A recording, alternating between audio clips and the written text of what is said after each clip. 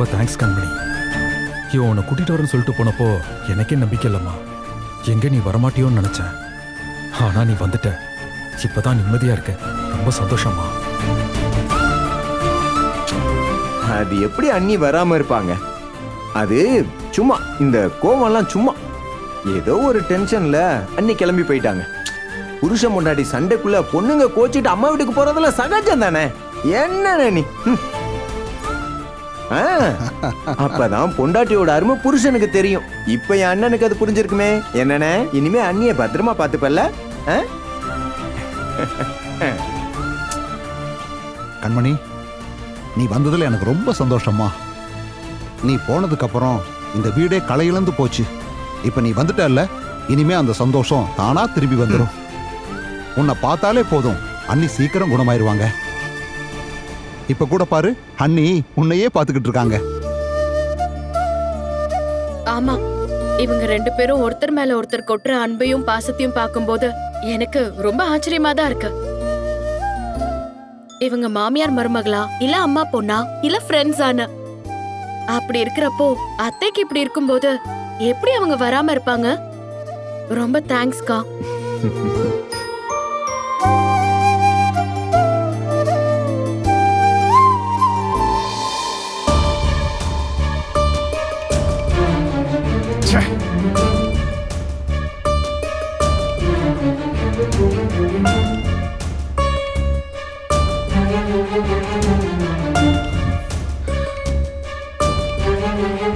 டேய் ராஜசேகர், என்னடா இவ்வளோ டென்ஷனா இருக்க? விட்டா யாரையாவது பிடிச்சி கடிச்சிருவா போல இருக்கு. இங்க பாருங்கம்மா, கடுப்பேத்தாதீங்கம்மா. அது ஏற்கனவே உனக்கு அதிகமாக தான் இருக்கு, கொஞ்சம் குறைச்சிக்கோ.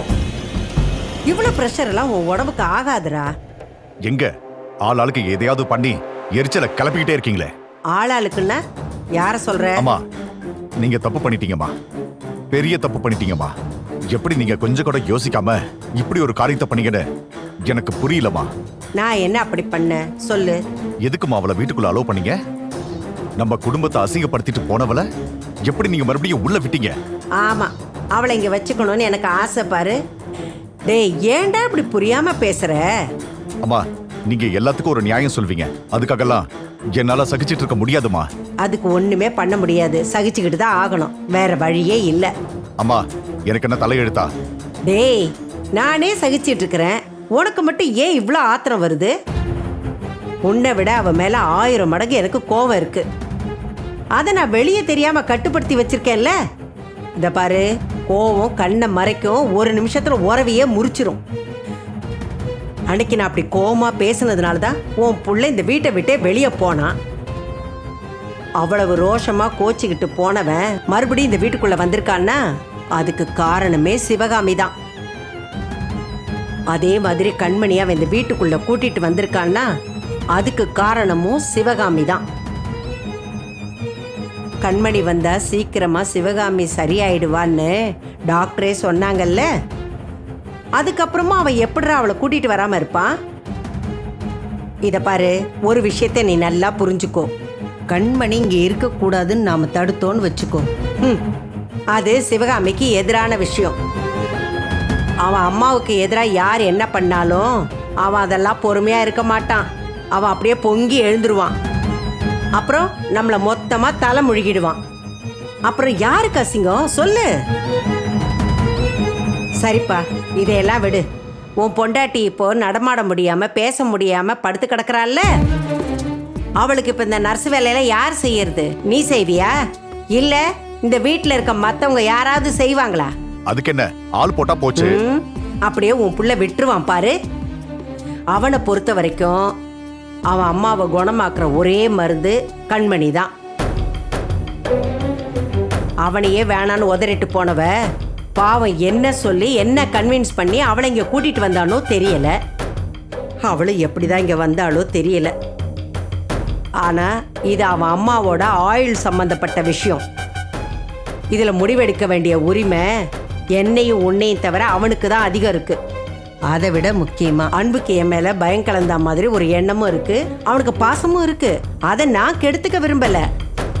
கண்மணிக்காக என் பேரனோட மனசை காயப்படுத்துறதுக்கு நான் விரும்பல. ராஜசேகர், இப்போ எப்படி பார்த்தாலும் இதுல டென்ஷன் ஆகிறதுக்கு ஒண்ணுமே இல்ல.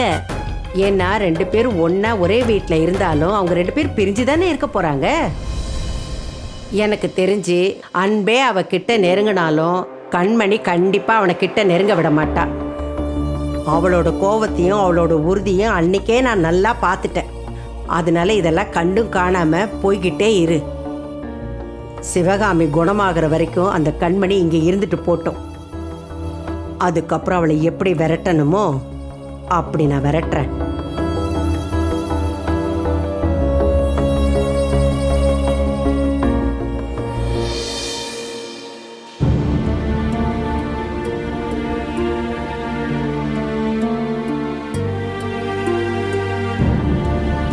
அப்புறம் என்ன, உனக்கு டைம் ஆயிடுச்சுல, நீ கிளம்பி போ. என்னடா சொல்ற? அப்பெல்லாம் ஒண்ணும் இல்லையே. இல்லண்ணே, நீ நம்ம ஸ்டாஃப் கேசவ ரூம்ல தானே தங்கியிருக்க. நீ இப்ப கிளம்பி போனாதானே அங்க நைட்டு போய் சாப்பிட்டு இப்படி தூங்க கரெக்டா இருக்கும். ஆமா மாமா, நீங்க திடீர்னு கோச்சிட்டு போயிட்டீங்கல்ல, அங்க போட்டுக்கிறதுக்கு ட்ரெஸ்ஸுக்கெல்லாம் எப்படி மேனேஜ் பண்ணீங்க? நான் வேணா உங்க திங்ஸ் ட்ரெஸ் எல்லாம் பேக் பண்ணி கொடுக்கவா? எதுக்கு பேக்கிங் இப்போ? நான் என்ன ஊருக்கு கிளம்ப போறேன்? அதெல்லாம் எதுவும் வேணாம். பேக்கிங் வேற, அதெல்லாம் இங்கேயே இருக்கட்டும். டேய், என்னடா சொல்ற? அப்ப கேசவ வீட்டுல என்னத்த போட்டுப்ப? அதானே, தங்குறதுக்கு தான் இடம் கொடுப்பான். அதுக்காக அவன் ட்ரெஸ்ஸையா போட்டுட்டு சுத்துற? ஏன் அவன் ட்ரெஸ் நான் போட போறேன்? அப்ப ட்ரெஸ்ஸுக்கு என்னப்பா பண்ணுவ? புதுசு வாங்கிப்பியா? என்ன? நான் ஏன் புதுசா வாங்கணும்? அதான் இங்க இருக்கேன். ஆனா நீ தான் இங்க இல்லையே ராஜா, கேசவ வீட்டுல எல்லாம் தங்கியிருக்க. டேய், அதெல்லாம் நேத்து வரைக்கும் தான்டா. ஏன்டா அங்க பிரைவசி இல்லையா? தனியா ரூம் எடுத்து தங்க போறியா? இவ்வளவு பெரிய வீடு இருக்கும்போது நான் எதுக்கு தனியா ரூம் எடுத்து தங்கணும்? ஆனா உன்னால இங்க தங்க முடியாதே. ஏன்? அதான் வெண்ணிலா இருக்கிற வீட்டுல என்னால இருக்க முடியாதுன்னு சொல்லி ரோசமா இங்கிருந்து போயிட்டியே. அது கரெக்ட். அது அம்மா இப்படி இருக்கும்போது அவங்க மேல அக்கறை இல்லாம எப்படி நான் வெளில போய் தங்க முடியும் சொல்லுங்க? ஏண்டா அம்மாவுக்கு நீ மட்டும் தான் பிள்ளையா? ஏன் நான் பாத்துக்க மாட்டானா? ஏன் கார்த்தி பாத்துக்க மாட்டானா? ஆனா அம்மாக்கு என் மேல தானே பாசம் அதிகம். ஓ, இல்லையே, உன் அம்மாவுக்கு உன்னை விட மருமக மேல தாண்டா பாசம் ஜாஸ்தி. மயக்கத்துல கூட கண்மணி கண்மணின்னு தானே முனகிட்டு இருந்தாங்க. அதானே, அண்ணி இருக்க பயமே. பெரியம்மாவுக்கு நம்ம எல்லாரையும் விட ஒத்தாளா இருந்து அவங்க கவனிச்சுக்க மாட்டாங்க. அப்புறம் என்ன பிரச்சனை? நீ கிளம்பு கிளம்பு. ஆமாப்பா, நீ எதுக்கும் கவலைப்படாத, சரியா? உனக்கு ஏதாவது தகவல் தெரியணும்னா போன் இருக்கு, எப்ப வேணாலும் பேசிக்கலாமே. இல்ல சித்தப்பா, அது ஆமா மாமா, உங்களுக்கு அம்மாவை பார்க்கணும்னு ஆசையா இருந்தா நீங்க என்கிட்ட சொல்லுங்க, நான் உங்களுக்கு வீடியோ கால் பண்றேன். அதுல நீங்க பாத்துக்கோங்க. Super idea. பேசிட்டீங்களா? எதுக்கு இப்ப ஆளாளுக்கு என்ன இங்க இருந்து துரத்துறீங்க? என்னடா இப்படி பழிய போடுற? யாரா உன துரத்துனது? நீயா தானே இந்த வீடு விட்டு போன? ஆமா, அது வந்து அப்ப போன கண்மணி இந்த வீட்டை விட்டு போயிட்டான்னு போனேன். அவதான் இப்ப திரும்பி வந்துட்டால.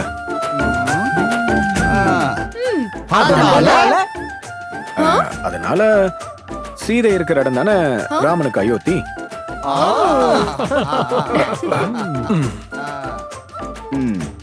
அண்ணா, இதுக்கு மேல பல்பு உடைஞ்சா தாங்காது, விட்டு.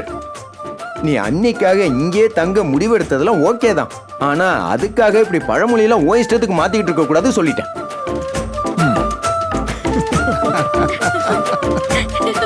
என் பொண்டாட்டிலாம் கோவிச்சுட்டு எப்ப அவங்க அம்மா வீட்டுக்கு போவான்னு நான் தவமா காத்துக்கிட்டு இருக்கேன். அவ துரத்தனா கூட போக மாட்டா போல இருக்க. ஆனா பொண்டாட்டி திரும்ப வீட்டுக்கு வந்ததுக்கெல்லாம் நீ இவ்வளவு சந்தோஷப்படுற பாத்தியா? நிஜமா இந்த மனசு தான்டா கடவுள். எஸ்கியூஸ் மீ பவி, எனக்கு ஒரு டவுட். என்ன கார்த்தி? ஒண்ணு இல்ல, உங்க அப்பா வீட்டுக்கு நீ எப்ப கிளம்புற? என்ன என்னாச்சு? ஏன் அழற? இல்லப்பா, கல்யாணத்துல அம்மிக்கல்ல வச்சு நசுக்குவாங்களா, அந்த மாதிரி கால் நசுக்கிட்டாப்பா. ஏமா என்ன மிதி. டேய், மறுபடியும் இந்த வீட்டுக்குள்ள சந்தோஷம் வந்துருச்சு. கவலைப்படாத அன்பு, உன் நல்ல மனசுக்கு ஒண்ணுமே ஆகாது. கண்மணி திரும்ப வந்துட்டா இனிமே எல்லாம் நல்லதே நடக்கும்.